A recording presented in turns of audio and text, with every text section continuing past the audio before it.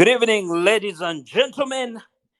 Thanks for being here. Okay, Joy, what's up? What's up? Remin, Vernon, my designer, you're here.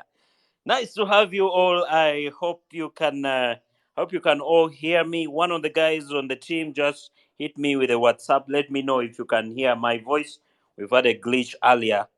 Uh, One of the guys, Daniel, let me know if my sound is okay, and then we'll be ready to rock and roll. Okay. Otherwise, nice to see you all here. I'm excited about this. I've been looking forward to this, and I'm glad you could make the time to be here because I'm about to share some interesting stuff. Okay. So I'm pumped, ready to go. Are you ready? Okay. You say, bring it on. Yeah. Okay. Okay. Okay. Okay. Okay. All right, all right, all right. Okay, good, good. So everyone can hear me. So we are ready to rock and roll. Welcome to this. Welcome to this Twitter space. My name is Kaka Sudesh, and I'm the leader at Sudesh International, where we help forward-thinking leaders create clarity so that they can earn a profit and or make impact in society and whatever they are doing. And today, um, I'd like to discuss 10 things that you need to know, but your employer won't tell you. Let me say that again. 10 things you need to know, but your employer won't tell you. I remember when we put out the post, when we put out the graphics for this, I got a WhatsApp. You know, some of the guys on the team were telling me this is a bit controversial because it looks like you're taking a side of the employer or the employee. You can't be far from that truth. And wait till you find out exactly what this is all about. That title was to get you in, but there's some nice stuff that is going to be shared. Okay, so I got a couple of calls telling me, you know what, this is very controversial. The very employers that are giving you business are the people that you're attacking, but that's all perception. Okay, one thing you learn, Nyanga, you're welcome. One thing that you learn from the world is that you either impact or offend. You can't be afraid to offend some people. So we'll get straight into it. 10 things that you need to know that your employer won't take won't tell you. Okay, so let me give you a background why I'm discussing this and why this is important. So um, imagine this. Let me take you back. The year is 2012, 2012 to 2015. That's a space of about three years. Okay, yeah. And during that time, Sudesh International had been operating for about a year, and I decided to close it because you we got into the market and realized we didn't know what we were doing. Okay, the business partners left, and I partially closed the business, and I submitted to coach. He's called Coach Phil, and he chose to hold me on my hand and really mentor me. And for the years that I was working with him, I did not speak. Yeah. Now, you know, people think that I'm good at speaking, but for the years that I was submitted to this guy, I did not speak. And what I used to do for the majority of those years, I used to do operations work, I used to do research and development, I used to do client relations.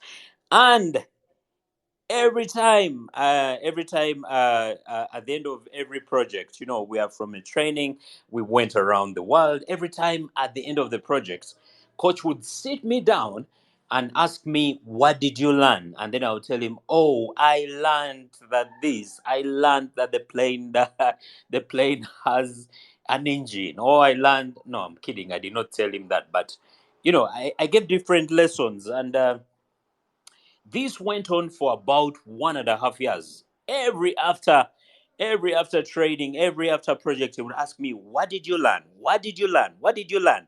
And I sort of got tired of it. So I would occasionally go to him and I feel, you know what, I am ready to start this consulting stuff. I'm ready to step up there and speak and inspire the people because I feel that's what I was called to do. And he would tell me, Sudesh, I don't feel you're ready. So I would go back. Okay, so we're about three that were being mentored. The other two people left. Okay, and I stayed. So This one day I'll never forget it. I'm on the 11th floor of Panari Hotel, just outside Nairobi City, overlooking Nairobi National Park, and we had finished the training. Coach comes to my room. He knocks. Says, "Hey, Sudesh, you're there?" I say, "Yes, I'm here." And then he has an envelope, and it has dollars. I was happy to see the dollars. And again, he asked me. We had just finished a training with one of the multinationals, and he asked me, "What did you learn?" Okay, and I told him. You know what I've learned after these 1.5 years, that it's never about me. It's about the team that I'm serving on, and the clients that we serve. Okay, and it tells me, hmm, finally you get it. Now you're ready. Yeah, and from that day, I started standing in front of people and inspiring them, and I've seen tremendous results over the years. And the reason I do this is because in my work, I get to see a lot of people that do not have that wisdom. There's a saying that only a fool learns from their own mistakes. You don't have enough time to learn from your mistakes. Wise people learn from others. The reason someone is your employer is because they've done certain things and they've gone ahead of you, so they can save you years. They can help you redeem the time. And remember that every employer was once an employee. Think about that. Every employer was once an employee. And you know, at the backdrop of all this is one thing I'll never want you to forget. Okay, is that what an old man can see sitting down, the youth cannot see standing up. Okay, so there are things that your employer would want to tell you, but they cannot tell you. Okay, so it's important. It's important that we stand on the shoulders of those that who have come before us and learn from them, and make sure that if something took them 10 years, it can take you 6 months, it can take you 1 year. Okay, and I appreciate that more now that I'm on the other side of the employer and not the employee. I appreciate that more, all the years of that made me who I am today, and the things that I continue to learn. So let's get into it, okay? And if you have a question, you can send that question. The handle is at consult Sudesh, or you can the hashtag is 10 things, just 10 things, that's it. Okay, so you can send a question in. One of the guys on the team will be able to let me know when the questions come in. Okay, so let me see who has just joined. Nyange, you're welcome. Jethro, yo, good to have you here. Now, why do employers choose to hold certain information? Or why is it that your employer doesn't tell you certain things, despite the fact that they went ahead you and they know certain things? Why don't they tell you certain things? Okay, and the first reason is that some employers don't know how to tell you. Okay, and everyone speaks, but very few people communicate. You rarely find a dumb person who can talk, but most of the people talk. But the reason some people are paid and some people are not paid to speak is because some communicate, others just talk. When you become an employer, or if you hope to become an employer, you have to learn how to communicate. Okay, so one of the reasons employers don't tell you certain things is because they don't know how. Okay, it's important to know the technique and the skill how to communicate, because only then can you inspire, only then can you speak to people in ways that are anticipated and personal. Okay, so some employers just don't know. And then the second is that um, some employers won't tell you. They won't tell you what they need to tell you is because you're not ready to learn. And some of you need to learn how to learn. Some people need to learn how to learn. I used to think that, you know what? everyone can learn. If you can go to school, you can learn. No, but uh, we've been some people have been taught the wrong way. Okay, and I like usually in the trainings I tell people that most of the people right now have come through an education system that teaches reading, writing, and arithmetic. Okay, where 1 plus 1 is 2. And when you get to the workplace, 1 plus 1 is not 2. Life is not 1 plus 1 equals 2. No, there are places for that, but by and large, life is not like that. Okay, and so uh, you always need to unlearn certain things, and I'll tackle a little bit on that. But I feel like I need a whole Twitter space just to teach people to learn how to learn. Okay, so I won't get into the biggest chunk of that. So two reasons that I've given why your employer won't tell you certain things. The third is that they are blind to their own blindness. When you don't know what you don't know, then you cannot say it. Just because someone is an employer doesn't mean that they know what to do when they're employer. They have to learn. Okay, they have to learn, unlearn, and relearn. And the fourth reason why they won't tell you certain things is because of just a perception issue. Maybe they perceive you're not going to get it. Okay, and the fifth reason is because they are some employers cannot tell you what they need. Mark my word, I'm not using want, I'm using need. Some employers cannot tell you what they need to tell you because they are attached to you. Okay, in the coaching business, they teach us not to be attached to not to be attached to the client's success, nor their failure, because only then can you see things from perspective. Only then can you detach from the emotionality that goes on, and you can be able to help that person.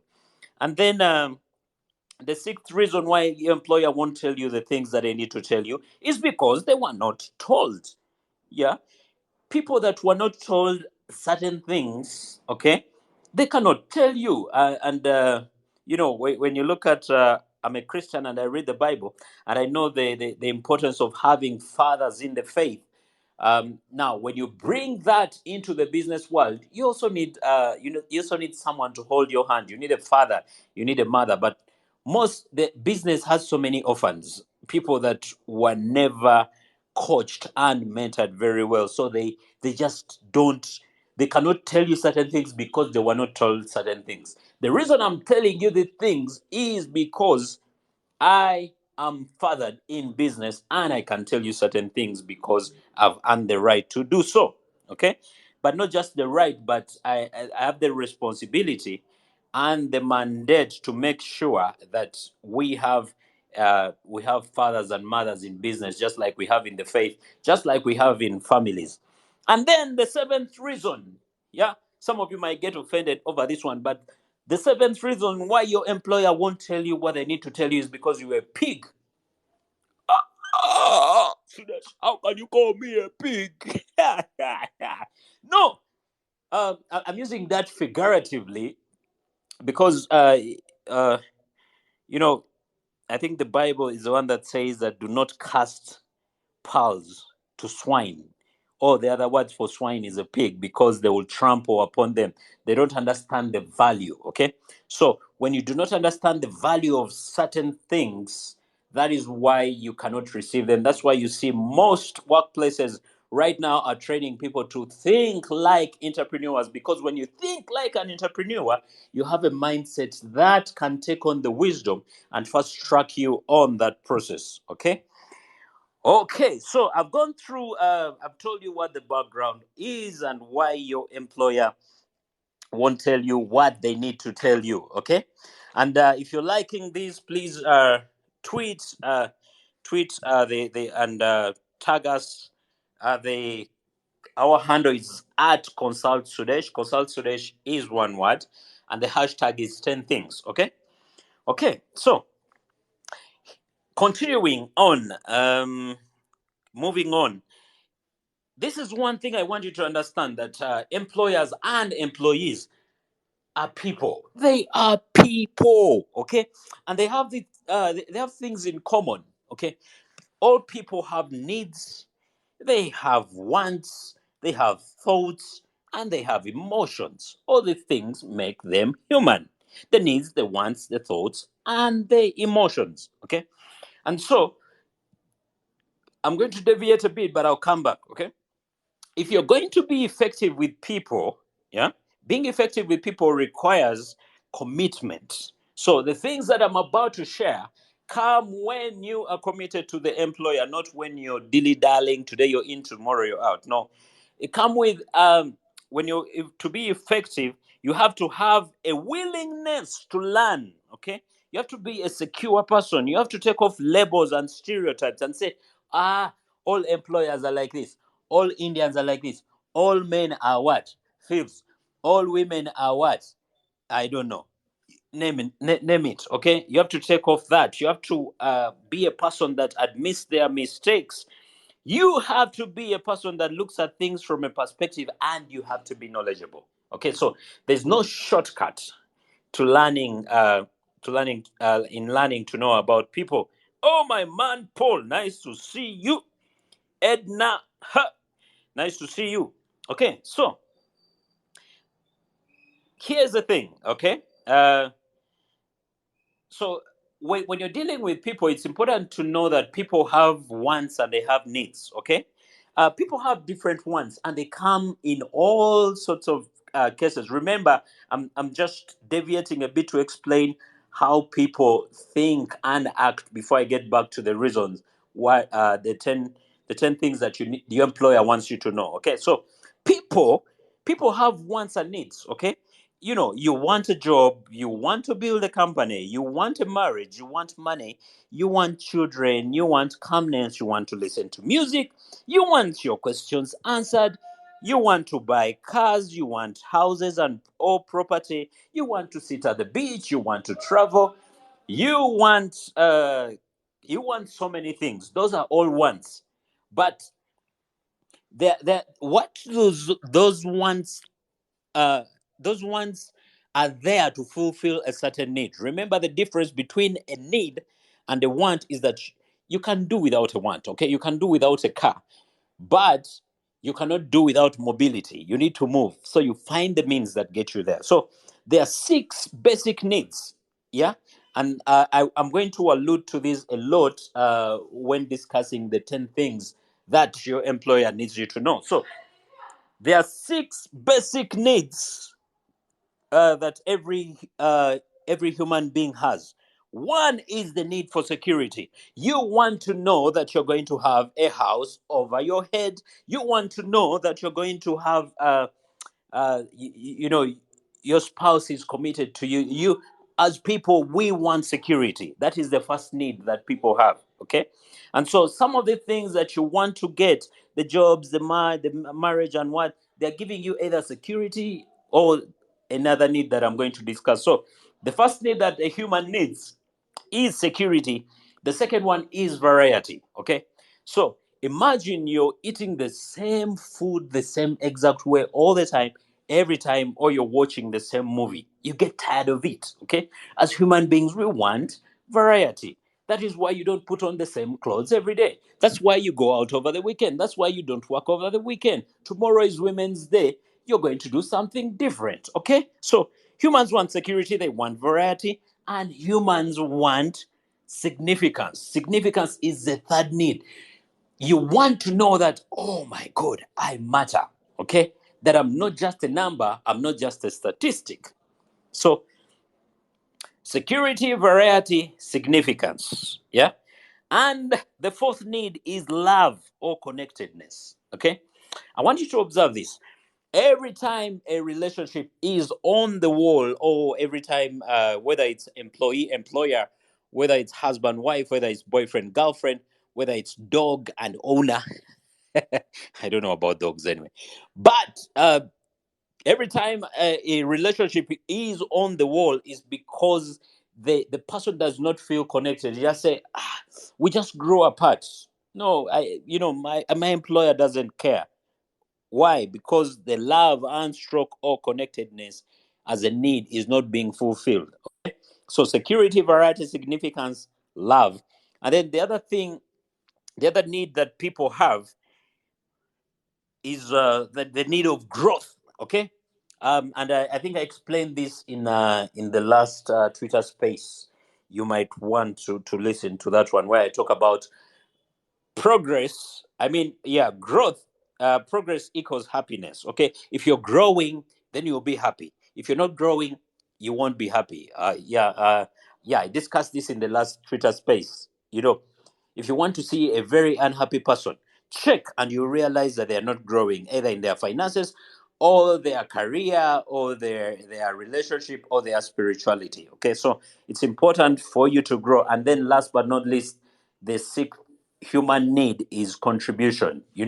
Have you ever been in the car or you're in the taxi or you're walking on the street and you find that street child, give them a banana, give them a coin? The way you feel so good. We love to give. We love to extend of ourselves. Yeah.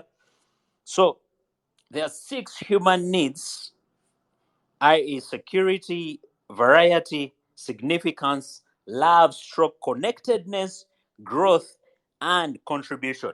Now, why am I telling you about human needs? I'm telling you about human needs because, yeah, if you go back to the title of this this Twitter space, I talked about the 10 things you need, not the 10 things you want, the 10 things you need. Okay? And I told you a need, you cannot do without a need, but you can do without a want. Okay? So it is important for you to understand the needs before knowing the 10 things that you need. Okay? So now let's get to the 10 things that you need to know from your employer. You're going to love this, okay? And please keep tweeting, keep sharing, keep asking the questions. We'll have some time for Q&A at the end, okay? Just let us know if you're loving this material and we'll be good to go. I can see Lubega has just joined. Great stuff, great stuff. Thanks for all being here.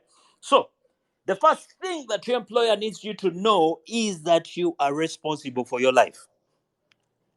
Yes, you are responsible for your life, okay? Um, Let me put it this way. I am responsible to the team that I lead, but I'm not responsible for them as individuals. They are each responsible for their lives. They are responsible for how much they put in. They are responsible for everything that they do. Okay.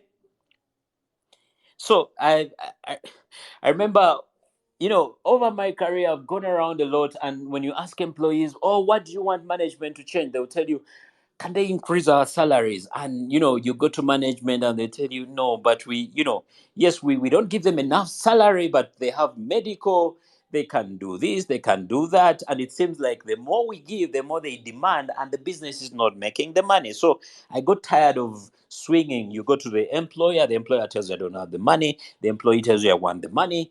And one day I was thinking about it and I was thinking, okay, here's the fact, okay? Your employer is responsible for how much they pay you, but you're responsible for how much you earn. Oh, that's heavy, Sudesh. Exactly, that's what it is. Your employer is responsible for how much they pay you, but you're responsible for how much you earn. When I was working and earning a salary of 500,000, my business would give me $1 million a week. Okay, I was responsible for how much I earn. My employer was responsible for how much they paid me. So it is important for you to understand that you're responsible for your life. Your employer is not responsible for your life, and your employer needs you to know that you're responsible, because only then, when you're responsible, can you take initiative, can you grow, can you advance, can you do all these things. So number one, you're responsible for your life. Number two, what your employer needs you to know that they might not be telling you is that being teachable is far more attractive than finding solutions on your own. The reason your employer is your employer is because, like I said, they've gone ahead of you and they can help you. Okay. My pastor puts it very well when he says that, going to the mountain when you can find a solution, we the person seated next to you is pride. Okay, so it's important for you to understand that for you to be teachable is far more attractive than trying to find solutions on your own. Okay, consult, find out, say, you know what, I feel a little bit stuck here, I need some help, I did not understand, can you repeat that, how do I go about this, can you make some time so that we go over this, I'm doing it but I don't know if I'm doing it the right way. Your employer needs you to understand that being teachable is far more attractive than finding solutions on your own. Okay, the third thing that your employer needs you to know is that it's okay to give your boss feedback. It's a sign that you care. Like I told you, your employer is a person and they have needs, they have wants, they have emotions, and they have thoughts. Okay? So I like the quote from I think it's Martin Luther King that says, "In the end, we'll remember not the words of our enemies, but the silence of our friends."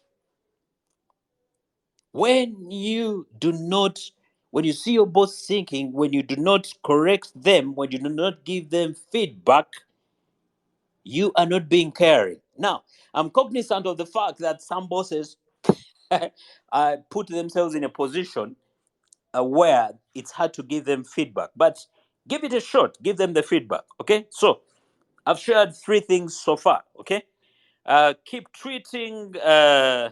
I can see Daniel has joined salt of the what of the earth. I think so. So let's get to the fourth point, that the fourth thing that your employer needs you to know that they might not be telling you, and that is that the fourth thing, you're going to love this. Number four, there's always room to increase what you're paid. You know, when you start out with a salary as let's say $1,000, regardless of whether it's a multinational, whether they have systems that are stuck, how there's always room. That's one thing I've learned. There's always room for you to increase how much you're paid within the same organization. Okay, now here is something that you need to note. Not everyone who asks for a raise deserves one, but all who ask for a raise need one. Let me say that again. Not everyone who asks for a raise deserve one, but all who ask for a raise need one. Okay?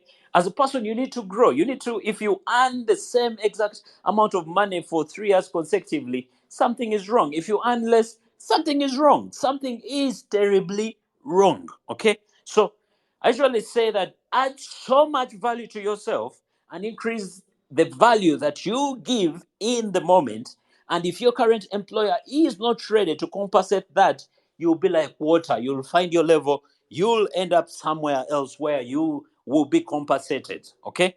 But it's important for you to have the mindset, and your employer needs you to understand that as long as you bring value, as long as you add value to yourself, add value to the team, add value to the clients and all customers and whoever you're serving or beneficiaries, you can always get a pay rise. This is regardless of whether you're working for the UK government and this and that. No, you can always get some form of raise. Okay, so that is something that you need to understand and go in knowing. Okay, because when you go in like that, then you're not disadvantaged. Then you won't reject a job just because you're starting from somewhere.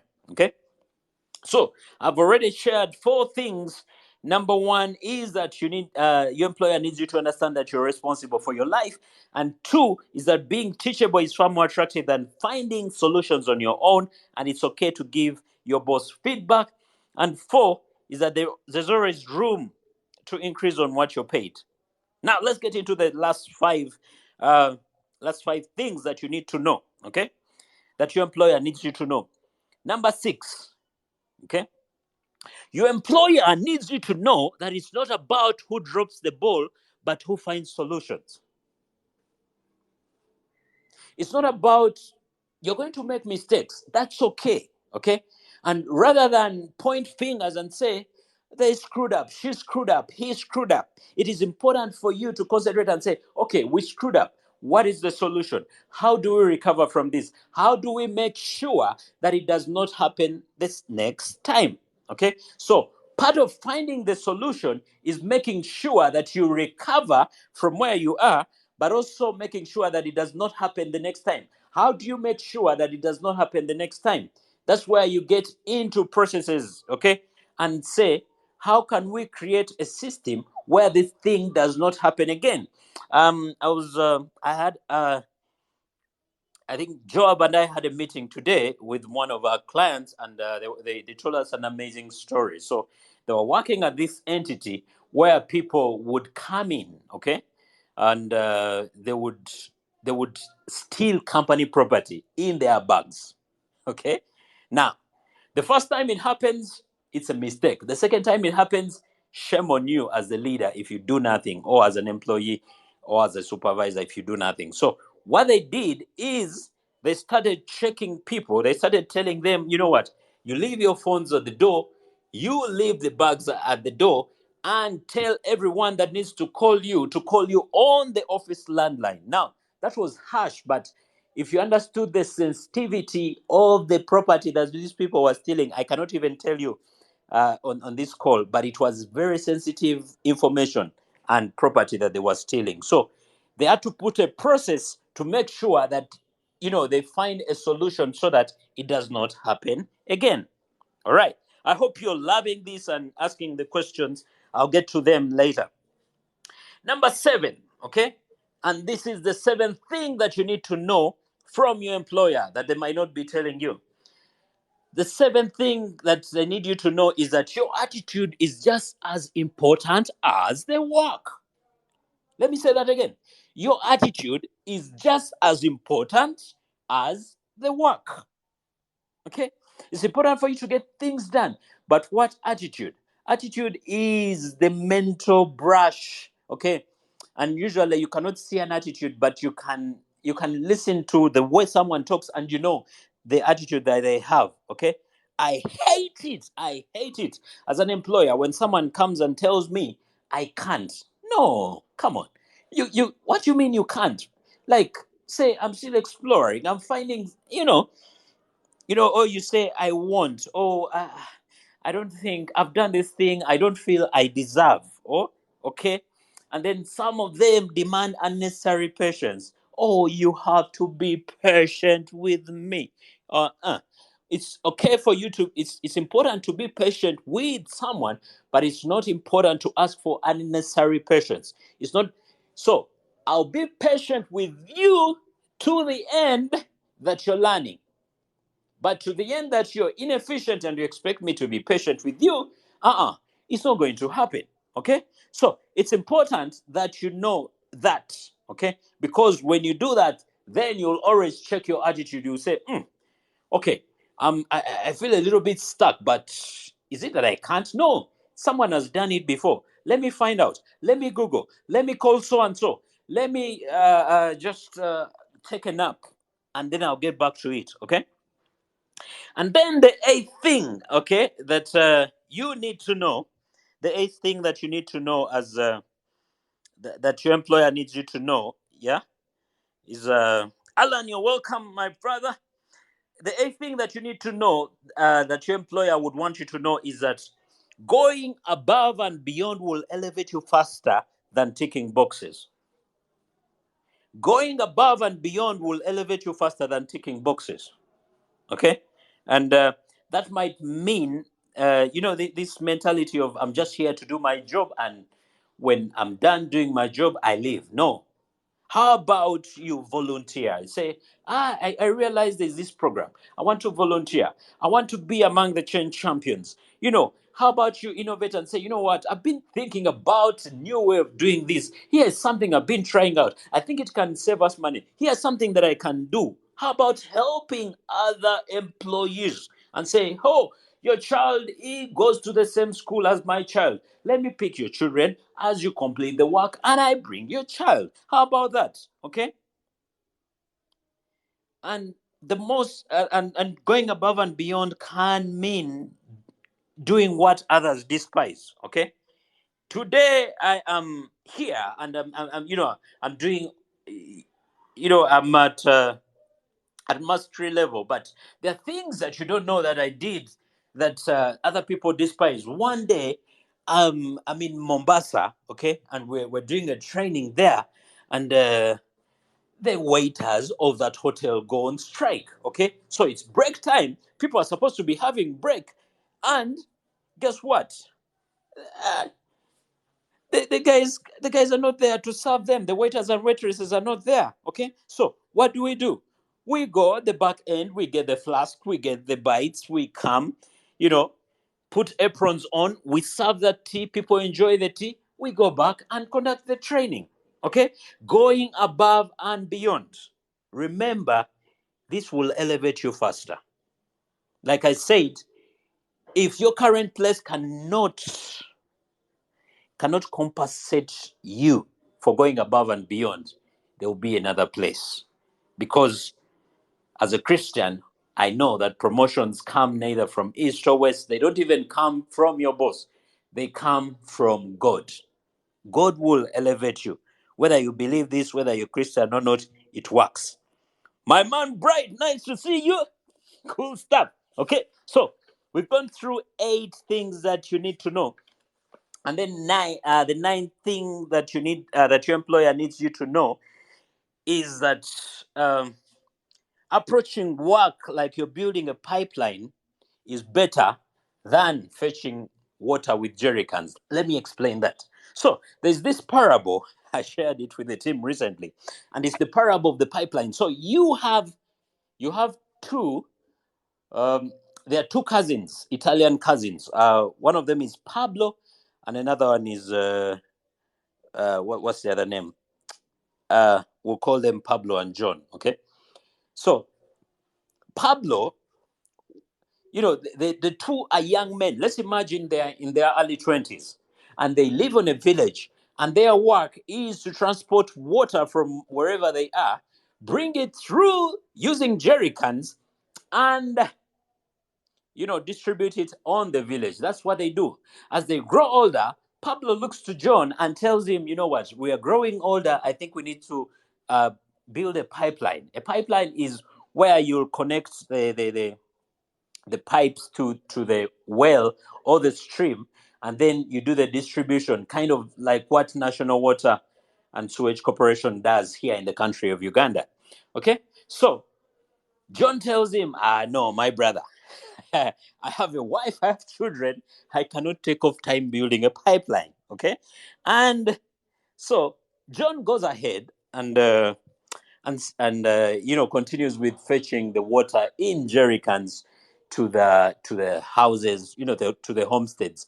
In the meantime, Pablo is building a pipeline. So as you can imagine, Pablo is not making a lot of money, but John is making a lot of money. Why? Because all Pablo's customers now went to John. And as you can imagine, John built a house. John bought a car. John took children to school. John was rich during the time that Pablo was building a pipeline. The day Pablo finished building the pipeline, ladies and gentlemen, people would turn on water in their houses when they are asleep, and they did not need John to deliver water using buckets and or jerry cans. And John went out of business. Your employer needs you to get into that employment with the mind of a person building a pipeline, to understand that yes, you're working there, but you're not a rock. You're not going to be in that job forever. Okay, you're building a pipeline. Okay, and if you're building a pipeline, the approach is different. You value time, you value company resources. You don't show up early. I mean, you don't show up late, leave early, and steal from the job. No, you don't do that stuff. Okay. I tell this story of my boss before I left employment, a gentleman called Sanjo Ghosh, and how I got to know him how I got to know him, and I would help him work because Gosh that came from a family where he was the firstborn, and his parents left. I mean, his father left in India. When men cannot take care of their families, they either commit suicide or they run away.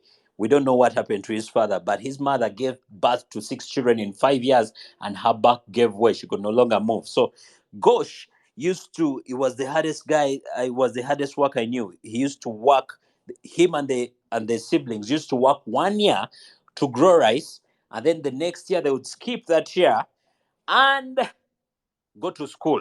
And then the next year, they would go back and farm rice. So if it took you 7 years to get a primary education, for Gosh and siblings, it took them how many years? Yes, you guessed right. You're so bright. It took them 14 years. Now, here's the thing. When I got to know why Gosh was working so hard, I started standing in for him and telling him, man, boss, you go and rest. I'll take over. Okay? Because at the end of the day, like I told you, you're going to leave jobs, okay? But it's important for you to know that you're building a pipeline so that you never burn the bridges, regardless of how much people piss you. Are your bosses going to piss you off? Yes. Are your fellow employees going to piss you off? Yes, but it's important for you not to burn the bridges, because when you leave, all you leave is with that relationship. And how you treat people and the relationships that you create along the way, those are the things that will sustain you. Those are the people that will take care of your children and your grandchildren. Those are the people that will say, your dad was a great guy. Your mom was a great guy. So it's important for you to approach your job and or your career like you're building a pipeline, like you're connecting to people, not like you're there to amass wealth like John. Okay, so that's the ninth thing that your employer needs you to know. uh, okay, I can see some people have joined the call. Eric, you're welcome, my man. And then the 10th thing, I hope you're learning something. The 10th thing that your employer needs you to know is that feedback is designed for learning, growth, and change. Feedback is designed for learning, growth, and change. Now, like I said earlier, that maybe some employees, some employees will say, but I can't give my boss feedback. What if they fire me? What are we going to say? Okay, this is something I want you to know. Actually, two things. One, what makes feedback work and what makes feedback not work. Okay, so let's get into it. Feedback works for you when you reflect on it. If I give you feedback, shut up. Okay, keep quiet, reflect on it. You might not agree, but reflect. So feedback works for you when you reflect on it. Number two, when you strategize to change. When you say, I realize I've consistently not kept time for 3 times and I've received feedback on it. What is my strategy to change? Should I prepare my clothes earlier? What am I going to do? Okay. So the third thing that makes feedback work is to ask to be held accountable. Okay. When you sense something is not working, go to someone and tell them, you know what? I'm struggling in this area, but I believe I'm coming out. However, I need you to hold me accountable. I need you to check on me from time to time to find out how well I'm doing. So accountability is not just is not to catch you doing the wrong thing. It's also to catch you doing the right thing. And then feedback works when you know that you're great. There's a saying that feedback is the breakfast of champions. I've never seen a loser who likes feedback. Okay? And when someone identifies themselves as a loser, don't give them feedback. Just let them be, because you'll be casting pearls to swine. Okay? On the other hand, feedback doesn't work if you don't know where you're going. Okay? People that people that people that don't have ambition, when you give them feedback, they become They become sensitive because they don't know where they are going. But if you know where you're going and you know that this is the journey, and my coach and all my mentors giving me feedback, all my employers giving me feedback to get to that place, then you receive feedback in a good way. Okay, so feedback does not work if you don't know where you're going. Feedback does not also work if you don't know your values. If you don't know your values, you don't know what you want. What do you value? Do you value security? Do you value spirituality? What do you value at the end of the day? Yeah, do you value honesty? Do you value integrity? What do you value? Because if you don't know that, then even when you're being given feedback about the things that you should be valuing, you will take offense. Okay, and then feedback won't work for you. Yeah, if you think you're self-made and you don't need other people, it won't work. Okay, so another reason feedback won't work for you is if you challenge it before listening. Like I said, you need to first keep quiet. You need to first shut up and say, okay, in everything they said, I may not have believed the first statement and the second statement, but I think they were right here. Okay, so it's important for you to keep quiet, listen. Okay, and feedback does not work for you if you're ignorant. Ignorant people, or people that do not grow, do not value feedback. Okay, feedback also won't work for you if you misunderstand authority. You cannot exercise authority unless you're under authority. Like in the business world, we say every coach needs a coach. Today I coach people, but I have a coach. Yeah, I have a coach that holds me accountable, that tells me, hey, you know what, you're dropping the ball. Okay, oh, you're doing well, keep it up. So the other reason why feedback doesn't work for you is if you don't respect the one who gives it to you. So I usually say, don't ask feedback from people that you do not respect. Yeah, ask feedback from people that you do respect. And then feedback won't work for you if you're a mommy's boy or a daddy's girl. Now, I don't mean this in a bad way, because my girls are daddy's girls. But I mean this to be that daddy's girls and mommy's boy and daddy's girls. I mean that figuratively to communicate a fact that if you grew up where your parents just gave you more candor and than care. Okay, I've said this before, that care without candor creates dysfunctional relationships. If you just say, "Oh, boo boo," and this kid does silly things, and you let them fly off, okay, you're being caring, but you're not being candid. You're creating a dysfunctional relationship, because that kid will grow up one day, they will become a father, and they're going to do the same exact thing and raise irresponsible people. Okay, care without candor creates dysfunctional relationships, but candor without care creates distant relationships. It's when every time I hear from you is when you've hit me, is when I've done something wrong. I'm going to keep a distance. I mean, so it's important for you to have care and candor in the relationship. Okay, so ladies and gentlemen, we've come to the end of our call. Thanks for staying on. We've gone through the 10 reasons. I mean, the 10 things that you need to know from your employer. And one, I'll just quickly recap. One is that you're responsible for your life. Two is that being teachable is far more attractive than finding solutions on your own. And three, that giving your boss feedback is okay. And four, is that there's always room for you to be paid more. Five is that you can't be five, I think I missed one, and it is this one, is that you can't be trusted with more until you're faithful in the little. I missed out on that one. And then six, that it's not about who drops the ball, but who finds solutions. Seven is that your attitude is more important as your work, and then going above and beyond will elevate you faster. And then you need to approach your work like you're building a pipeline. Okay, you remember the Pablo and John. Okay, and then last but not least, that feedback is designed for learning. So with that, we've come to an end. I'll see whether there are any questions. Okay, and then I'll get to answer those, and then we call it a day. Let me see. Let me see. Okay, salt of the earth. Okay, thanks so much. I can see you're tweeting here. Uh, Okay. Any questions? Let me see. Okay. Yeah. Remy's card is number 5. Yes, I'd missed out number 5. Number 5 is I think I've said it. Number 5 is that you cannot be trusted with more until you're faithful in the little. Yeah, don't come to me and tell me, no, you trust me more. No, you be faithful in the small things I've asked you to do, and you see whether I can trust you with more. That's what an employer needs you to know. Yeah. So, Remy in Cadiz, thanks for that one. I've answered that one. Okay. Okay.